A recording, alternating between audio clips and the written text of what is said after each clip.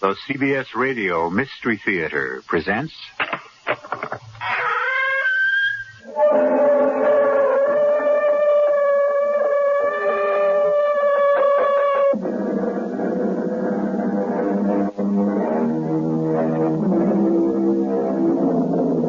Come in.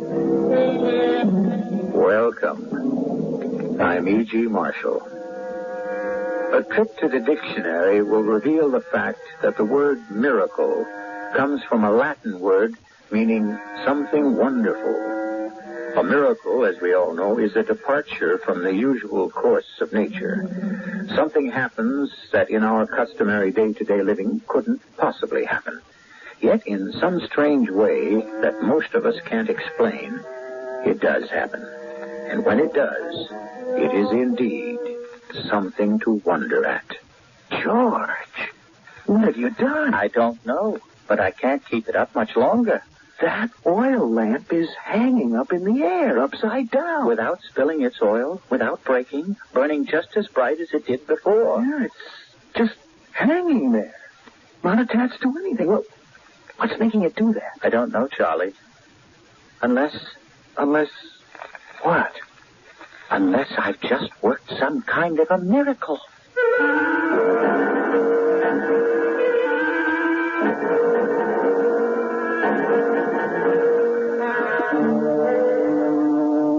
Our mystery drama, The Man Who Could Work Miracles, was adapted from the H.G. Wells classic story, especially for the Mystery Theater, by Arnold Moss. It stars William Redfield. It is sponsored in part by Contact, the 12-hour allergy capsule, and True Value hardware stores. I'll be back shortly with Act One.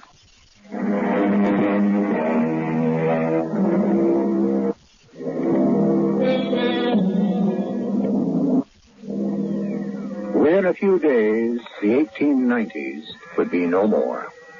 The U.S. was once again at peace. The Spanish-American War was over. Colonel Teddy Roosevelt's Rough Riders had discarded their colorful uniforms and, like everyone else, would soon be welcoming the promise of the first sparkling new year of the 20th century. Mike Brannigan's Saloon is one of the few reputable oases in lower New York City, right off the notorious Bowery. It is early evening, and two men, George McWhirter, a bookkeeper at a local bank, and his close friend Charlie Dempsey, a motorman for the 3rd Avenue trolley system, are seated at Mike's bar, busily engaged in their second most favorite pastime, the match game. Which one do you pick this time, Charlie? Now, hold your arm out straight, George, so I can see what I'm doing. Like this? Like that. Let's see now. Of the 3 matches you're holding in your closed fist, which is the short one of the 3? I pick this one. Here, on my left. Open your hand, George. You lose again, pal? No. It's the one in the middle. That's 11 straight in a row you've lost at 2 cents a game. Hey, Mike, 2 more beers. And Charlie's paying, as usual. I just can't figure out how you do it. Oh, no trick. Just concentration. Concentration? On what? You just have to have enough of the will to win. I concentrate on your picking the wrong match. You pick the wrong match, and I win. Mm-hmm. Simple as that. Could anything be simpler? Yeah, but you almost never lose. It's like you have some kind of magical power. Oh, that's just so much nonsense, and you know it. I'm beginning to wonder. It may just be possible. It's a matter of mind over matter. My mind. And I'm sorry to say there's nothing magical about that, Charlie. If there were, I might be chief teller at the bank instead of second assistant bookkeeper. What's more, Minnie, my wife, wouldn't be bothering me every minute to ask for a raise. Yeah, you may have something there. Drink your beer. To your good health, Charlie. And to Teddy Roosevelt's good health. And Admiral Dewey. George, what you do with a match game, it's really out of this world. It's almost like some kind of miracle. Miracle, indeed.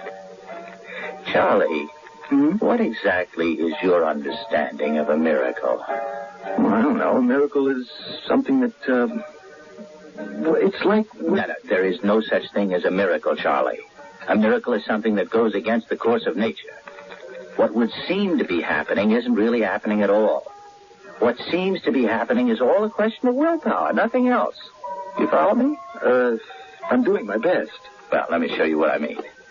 Now, take this oil lamp burning right here over our heads. What about it? Well, that lamp, in the natural course of events, couldn't possibly burn like that if it were suddenly to find itself hanging upside down. Now, could it, Charlie? Well, no. The glass chimney would slip off and break, and the kerosene oil would spill out and pour all over us. Absolutely right. Now, if someone were to come along, say me, for instance, and stand right about here, just where I'm standing, and say to that lamp, "Lamp, when I say so, you just turn upside down and hang there in the air." You with me, Charlie? I'm following every word. Hang there in the air without spilling the oil, without breaking, burning just as bright as before. What do you think would happen? Well, nothing. Nothing would happen, but that doesn't prove... You're right. Absolutely nothing would happen, and now I'm going to prove it to you. Now, be quiet, Charlie. I am about to concentrate on that lamp, just as I do in the match game, with every ounce of my willpower. And still, nothing will happen. It's impossible. Right? I'm watching. All right. Lamp, turn upside down. George, look at it. What on earth have you done? Oh, the lamp. It's turned upside down. Right in its place, and it's burning just as bright as before. I can't believe it, neither can I. And I am concentrating with all my might. That's what's doing it. Concentration, my foot. Charlie, you are performing a miracle. I don't think I can keep this up any longer. I can see that. Your eyes are about to pop right out of your head. But I have to let go. I can't concentrate any longer. It's wearing me out. And the lamp is still up there, burning as bright as ever, upside down. I'm sorry. I just didn't have the strength of will to keep it up any longer. Oh, George, are you all right? I'm fine. I'm a little weak, Charlie, but fine. I think I want to go home. I want to tell Minnie what happened. She'll never believe me when I tell her. Another cup of coffee, George? No, thank you, Minnie. Oh, you hardly touched your dinner. Well, I wasn't very hungry. Well, if you don't mind me saying so, George, you look terrible. Your face is still flushed, your eyes bloodshot. I know. You want to talk about it? Well, what more is there to say? The lamp kept hanging there, upside down in space. Well, maybe there was something wrong with the wick. No, it fell because I got tired from all that concentrating. Oh, but that doesn't prove anything. It goes to prove that... Minnie, will you bring me one of my Christmas cigars, please? Might I ask how many beers you and Charlie had before this thing happened? Here's your cigar. Well, Charlie was right there. He saw it, too. Well, that's what I mean. Do you suppose you could do it again? Make a lamp burn upside down? Wasn't once enough? Can I have a match? Well, just to find out whether or not you... Oh, George, I forgot. There isn't a match in the house. I forgot to buy some. I'll go next door to the Hendersons and... With no matches in the house, I must have a match right now. No. Minnie, will you take a look? Right here in my hand. A match? Oh, where did it come from? I don't know. Oh, only it's a safety match. I got to have something to strike it on. Holy, the match is lit. And you did it all by itself. Oh, not by itself, George. You did it. All by yourself. You know what, George? You are wonderful. Perfectly wonderful.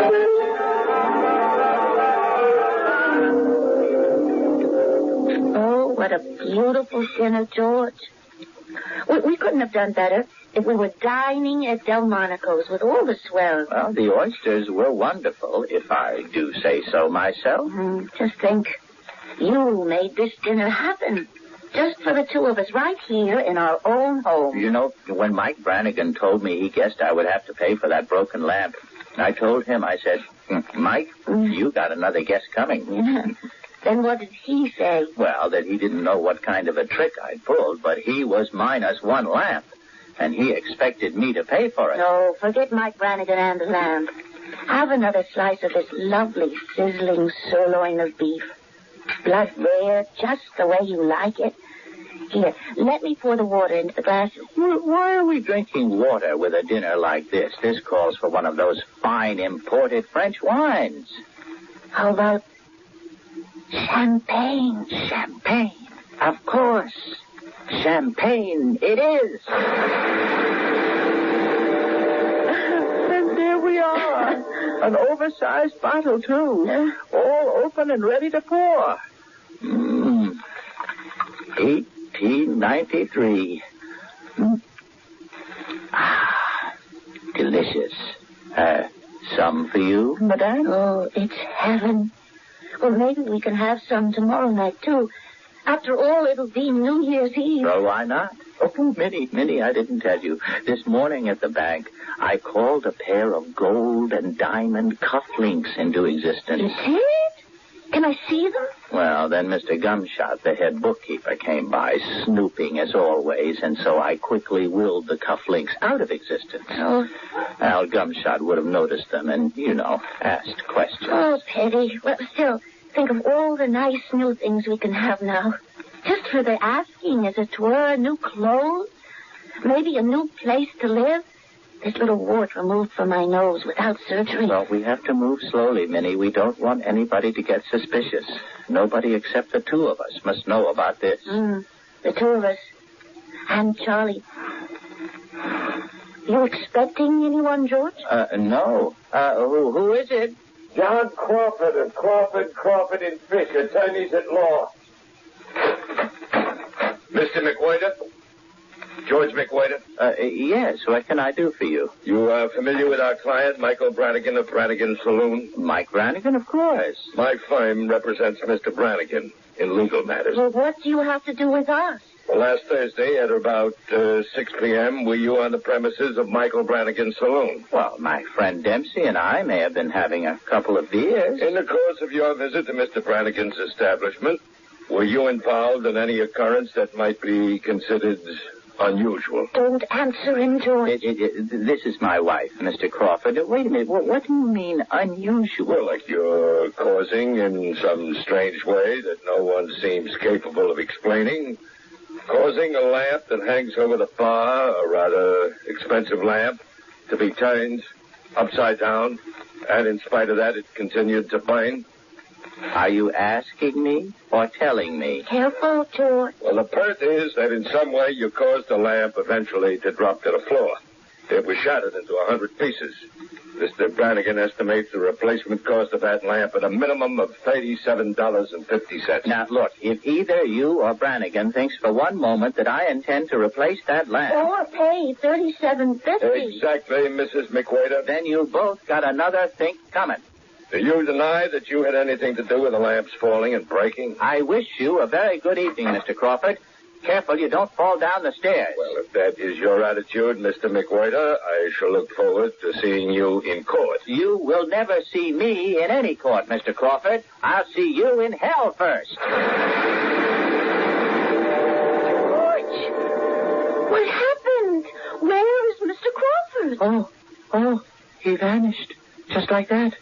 1 minute he was here, and the next, nothing. Just air. Remember the last thing you said to us? Certainly. Before he got to see me in any court on account of Brannigan's lamp, I said that I would first see him in heaven. Minnie. Do you suppose... Oh, I wouldn't know. You're the miracle worker, George. Not me.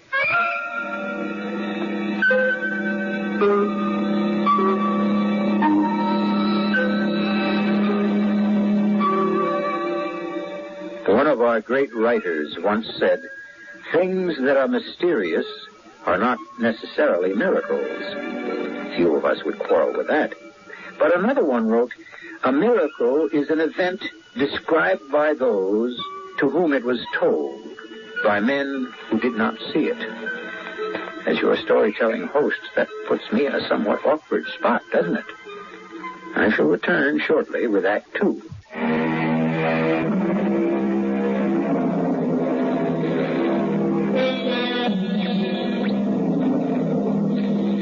Whatever the subject, you can be sure that William Shakespeare had something to say about it. Miracles? In one of his plays, her English captors accuse Joan of Arc of using evil and vicious devices to work what she calls miracles.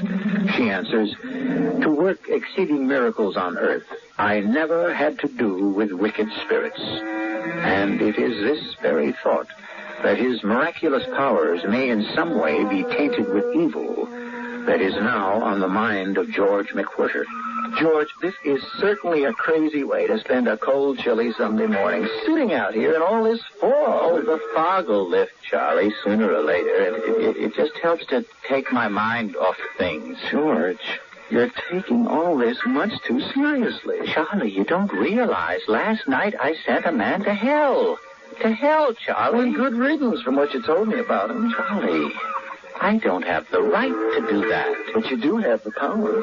You're the man who can... Don't say it, Charlie. Things are moving a little too fast for me. I'm not very happy about the whole thing. Hey, I got an idea. What? Why can't you use your willpower, if you feel that bad about it, to bring this Crawford character back from wherever you think you sent him? Oh, Charlie, I tried. I concentrated everything. No good? Yeah, that's why I'm down in the dumps. Nothing happened. Here, look at this morning's headlines. New York attorney missing. Mysterious disappearance. John Crawford of the legal firm of Crawford and Fish. Hey, wait just 1 minute. Now, I may not have the answer, but I just thought of someone who might. Who? Mr. Howell. Well, who's that? Francis Chatterton Howell, the famous minister of that church on the Bowery. Everybody in the city knows him. Well, what could he do? Well, he's a very bright man. You can never tell. Something like miracles might just be right up his alley. Are you comfortable, Mr. McWhirter? Warm enough? This chapel does get a bit drafty at times. Oh, I'm just fine, Reverend Howell. Just fine, thank you. Now, exactly what, Mr. McWhirter, seems to be your problem? Well, you won't believe me when I tell you.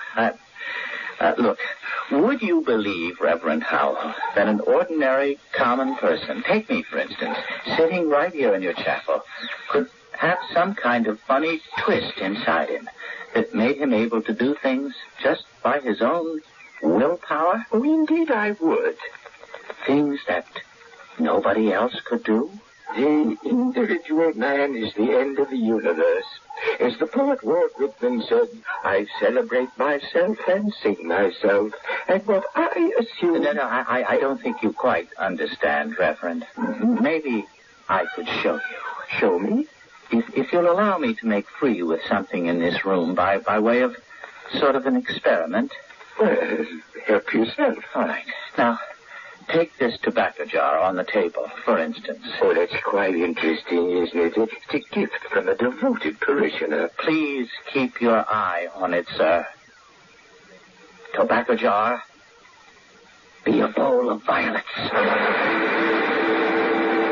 What lovely violets. But I don't understand. How did you do that? Are you some sort of professional magician? What's the trick? There's no trick. Now watch this one. Bowl of violets, change into a glass fish bowl with goldfish swimming in it. Go. That is amazing. Absolutely extraordinary. Is this how you make your living, Mr. McWhirter? Oh, no. I'm a bookkeeper by profession. Do you suppose you could turn this fish bowl back into what it was? My tobacco jar? Be a tobacco jar. Oh, thank you. May I ask what your fee would be for an evening? You still don't understand, Reverend, what you have just seen. Yes? That is part of my problem. What? I can't explain it. But you've just seen it for yourself. Those were miracles. Miracles? Yes. I can get just about everything I wish for, if I wish hard enough, with just a few exceptions. You mean what I've been witnessing is not a skillful exhibition of legerdemain, of sleight of hand, of magic? Reverend Howell, it all began with an oil lamp at Mike Brannigan's saloon. And now my biggest problem is that I wished a young fellow into hell. Name's John Crawford. You did what? Into hell. I wasn't really thinking, a slip of the tongue more than anything else. And no sooner were the words out of my mouth than he just disappeared. I tried to get him back, but my powers seem to be limited. They don't go quite that far. Oh, I need your help, Reverend. It's on my conscience. Oh, this is truly amazing. If what you say is so, and I have no plausible reason to doubt you, well, after what I've seen you do, there's no question you have a gift. A very rare gift indeed. Well, I wouldn't know about that, Reverend. I don't think you have anything to worry about. How's that? Well, there's not the slightest touch of criminality to what you've done to this Mr. Crawford. So, if you don't mind, I would like to leave the difficulties of Crawford, just for the time being, and concentrate on the possibilities of somewhat larger issues. I don't follow you, Reverend. Well, suppose there were a way to rescue dozens, nay, hundreds of poor, condemned souls from the hell in which they dwell. Now, wouldn't that, in a way, make up for the one man whom you say you have already put there, and for whom apparently there seems to be no return? I wouldn't know. Well, then, why don't we try to find out? How? Put on your hat and coat. Well, where are we going, Reverend Howell? Right down the street to the Bowery, Mr. McWhirter, to meet some of my neighbors.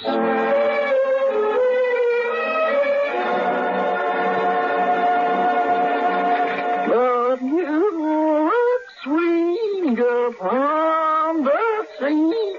Oh, the bicycle bills. Is that you, Tex? Oh, might that be? Reverend Howell. Oh, Francis Chatterton Howell, from the church around the corner. oh, that Reverend Howell. Listen, if you're going to try again to get me into your church... First, I'd like you to sit up if you can, from the position you're lying in that doorway. Well, I'll try, Reverend. Oh, there. How's that? Oh, that's excellent. I would like you to meet a friend of mine, George McWhirter. This is Tex. How are you, Tex? I ain't complaining none, Reverend McWhirter. Just Mr. McWhirter. Tex, aren't you ashamed of yourself? Now, you know me long enough, Reverend, to know I ain't. Wouldn't you like to be something other than what you are? No, I don't reckon so. Fellas like me don't change much. Would you and Mr. McWhirter here care to join me in a little nip out of this bottle to celebrate New Year that's coming up tonight? No, thank you.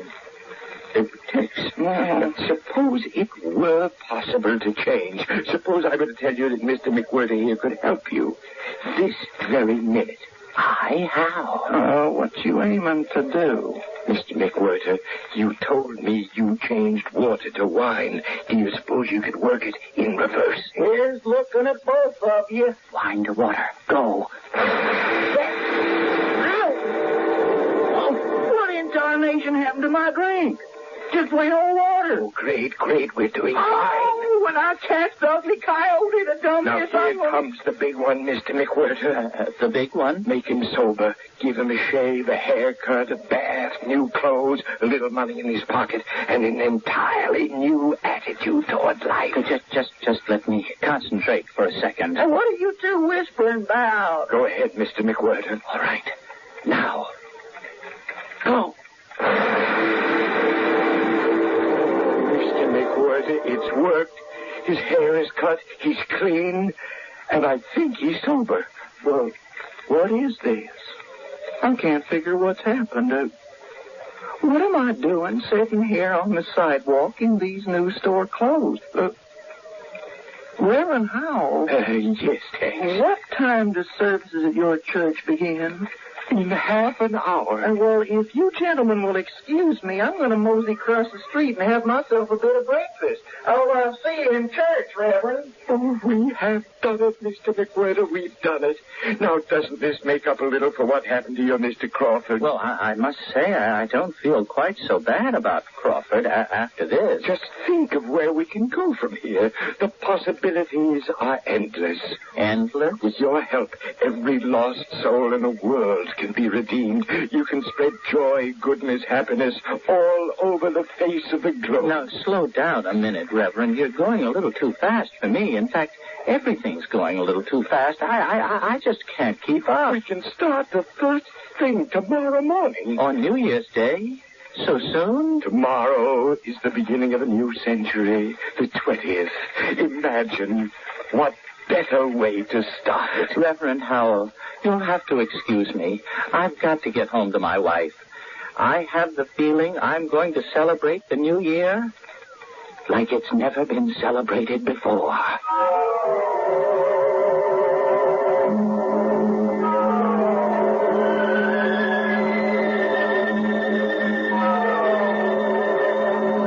Somebody once said a miracle is simply an event that creates faith. Then the only fraud in the world is the event that does not encourage or foster belief. With his faith in his power to perform miracles, just what is George McWhirter planning to do? We'll see what he's up to when I return shortly with Act 3.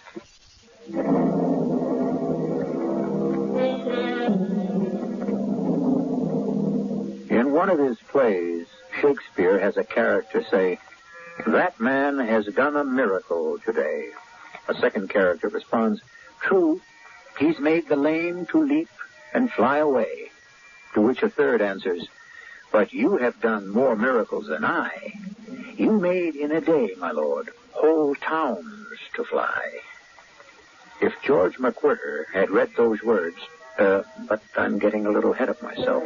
At the moment, George, with his wife and best friend Charlie, are about to ring in the new year. Happy New Year, George. Happy New Year, Charlie. Well, you're a little early, Minnie. It's only 10 to 12. What's the difference? Let's drink this wonderful champagne you wished for us, George. The 1900. Happy new century to both of you. Oh, well, thank you, Charlie. But, you know, I just can't face the idea of a 20th century. It's our century, George, if there ever was one. You still worrying about that Crawford fellow? Forget him. He meant you no good anyway. Drink your champagne. But you don't understand, either of you. It's not only Crawford. I just can't keep up with all that's happening. Everything's going too fast. This new power I have, it scares me. I know what you mean. Well, have another glass of champagne, George. Thanks. I just may need it. Cheer up. According to my watch, we only got about 8 minutes to midnight and the 20th century. Let's think about a happy new year. You want to know something? I couldn't care less if I see this century or not. George, what are you saying? You see that full moon out the window there? Yes. It's beautiful. It reminds me of a story that used to fascinate me when I was a kid in Sunday school. Remember the story of Joshua in the Bible? Can't say I do. Well, Joshua made the sun stand still right in the middle of the heavens, and the moon, too. And for a whole day and a whole night, they both just hung in the sky without moving. I think you're trying to tell us something, George. Well, what I'm trying to say is, suppose I was to try to do the same kind of thing. You mean make the sun stop? And the moon? Better than that. Suppose I was to stop the whole world from turning around. You mean stop the Earth from rotating? Well, whatever you call it, what would happen? Wouldn't everything stop moving so fast? Wouldn't time stop? Well, just might. How would I know? And we could stay right here in the 19th century, and I wouldn't have to be bothered with a lot of new things I don't like. George, we only got a few minutes to go. Well, I wouldn't be doing anybody any harm, would I? If I stopped the world from turning around? Oh, it's a pretty large order, George. Less than 1 minute till midnight. Well, here goes. World, I want you to stop... what was that word, Minnie? Rotating. George, are you sure? World, stop rotating this very minute. Hold on to everything, both of you. I don't quite know what I've done, but whatever it is, it's bigger than all of us. What happened? What did I do? I'm flying head over heels like a bullet out of a gun. Flying through space. I can't catch my breath. Everything's so black, and everything's whirling about me like a mile a minute. Pieces of broken furniture, parts of houses crashing all around me, branches of trees. Ah! Where's Minnie and Charlie? Oh, good Lord! What on earth have I done? Minnie, Charlie, where are you? What have I done? Wait a minute. What am I worrying about? I forgot. I can do anything I want.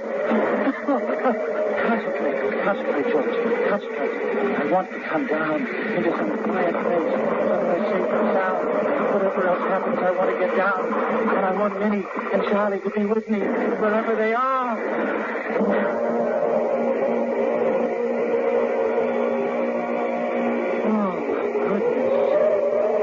Wasn't a bad landing at all.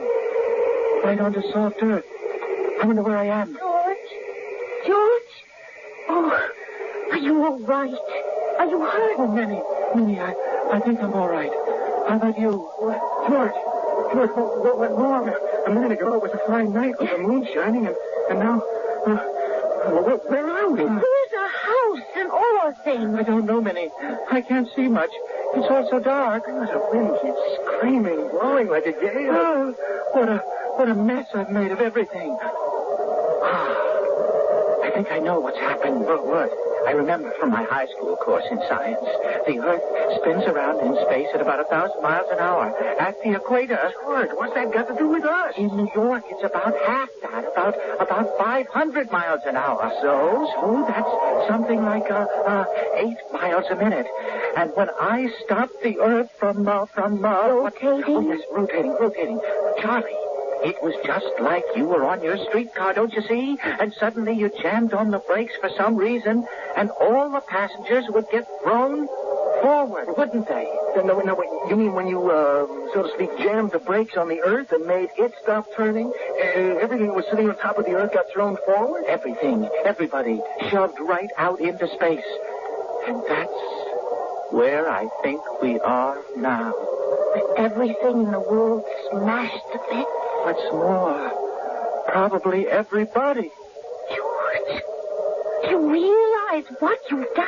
Oh, I know, Minnie, I know. George, there is no world.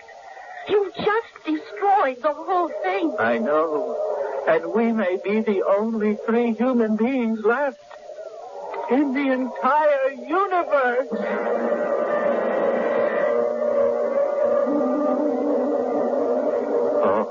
I feel terrible. Perfectly terrible. Look at my dress. It looks as if it were singed. And my suit? As if it had started to burn. I think it did, Charlie. I guess that the friction of going through space nearly set all of us on fire. George, what are we going to do? We just can't stay here forever, crouching on all fours this way. And that roaring wind, it never lets up. Isn't that the truth? Oh, I have messed things up. You certainly have, George. But I have an idea. It better be good. Now, wait. If I could get us out here in the first place... You think maybe you could work it in reverse? I could try, and we wouldn't be any worse off than we are now. It didn't work with that fella Crawford. You miracled him all the way to hell. You couldn't get him back. Don't remind me. Well, it's worth a try. Only for heaven's sake, be careful this time, George. We don't want things to get any worse. I've got my fingers crossed, and I'm concentrating with everything I've got. George, quiet. I want the world to go on turning just as it did before. I want everybody and everything in it to be just as they were before I started this whole thing. I want time to go on as it always did, as if it had never stopped. George, Don't interrupt him, Charlie. I want everybody to remember nothing about the whole stupid thing. Absolutely nothing. And more than anything else. What's that, George? That will have to be my own personal secret. Go!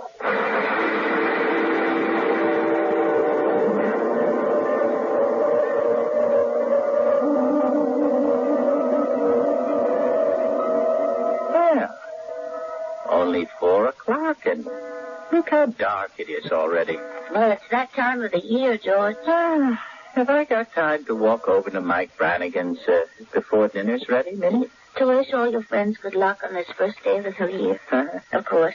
Dinner won't be ready before 6. Well, if Charlie's there, I might just shoot the breeze with him for a while. Maybe play our little match game. Help yourself, George. Only don't be late for dinner. But you look sweet upon the sea. Oh, evening, stranger. Good evening. Can I invite you to celebrate the first day of the new year with a little cheer right out of this here little old bottle? Well, that's very kind of you, but I'm in a hurry to meet a friend of mine at Brannigan. Oh, well, I understand. Well, Hey, do I know you from any place? I don't think so, my friend. I don't think so. I'm very sorry, sir. All my fault. I just wasn't looking where I was going. That's perfectly all right. No harm done. Here, let me pick up your pipe. Well, I'm so glad it didn't break. Oh, thank you so much. May I ask, do you happen to live anywhere in this neighborhood? Just a couple of blocks from here. Well, I'm conducting a special service this evening at my church, the one around the corner, the beginning of a new century, you know. I invite you to drop in. I think you'll find it interesting. Well, thank you ever so much, Reverend... Howell, Francis Chatterton Howell. The Francis Chatterton Howell? The very same. Haven't we met someplace before?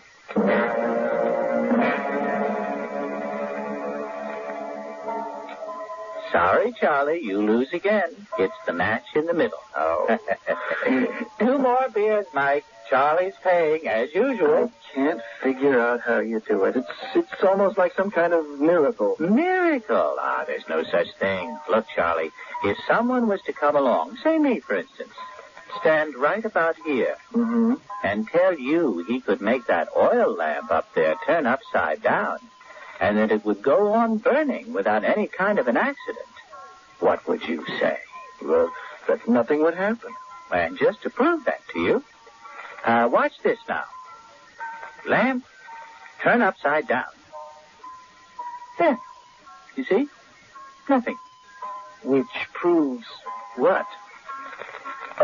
George. Yes? That red-faced fellow coming toward us, you know him? No, I never saw him before in my life. And may I have the pleasure of buying you 2 gentlemen a drink in the spirit of the new year? Well, thank you. That's very kind of you. Much obliged, I'm sure. I see you're drinking beer. A couple of beers, bartender. Cold weather up here is quite a change from where I've just come from. Where, might I ask, was that? A long way from here. It must have been way down south someplace with that sunburn you got. Well, that's not really a sunbite. No? Now, where I've been, I guess you might call it way, way, way down south. I don't think I quite caught your name. Well, it's Crawford, John Crawford, of the law firm of Crawford, and Fish. We handle most of Mike Brannigan's legal work. Oh, is that so? Well, now, if you'll excuse me, gentlemen, I'll have to be running along. We've never met before, have we? I don't think so, but thank you for the drink. My pleasure. And a Happy New Year to you. Nice fellow. George, I'd like to ask you a question. Yes? Before this Crawford came by, we were talking about miracles, and you said there was no such thing, right? Right. Now, just suppose, for argument's sake, that you had the power to work a miracle. Charlie, if I ever did have such a power, I still wouldn't be able to work any miracles. Why is that? Because if I ever had such a power, the first thing I'd do would be to pass a miracle taking away from me the power to work any more miracles. You would, George? I did, Charlie.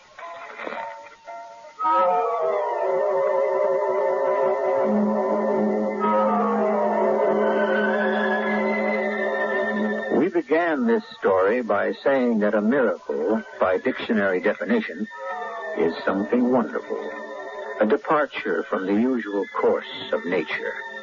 And yet, isn't it possible that we are surrounded by miracles every minute of the day, every day of our lives? Not George McWhirter's kind of miracle, but wonders that are a part of nature, like the rising of the sun, the growth of a blade of grass, the first steps taken by a child. In fact, the miracle of life itself. I'll be back shortly.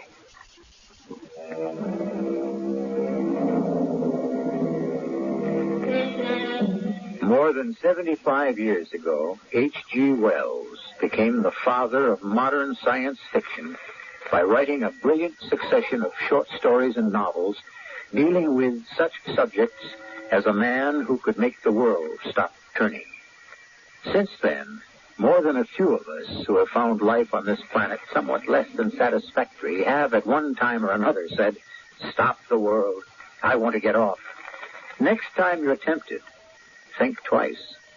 For all you know, you may have the gift of working miracles.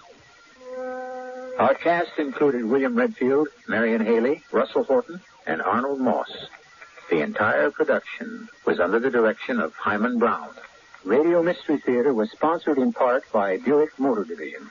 This is E.G. Marshall inviting you to return to our Mystery Theater for another adventure in the macabre. Until next time, pleasant dreams.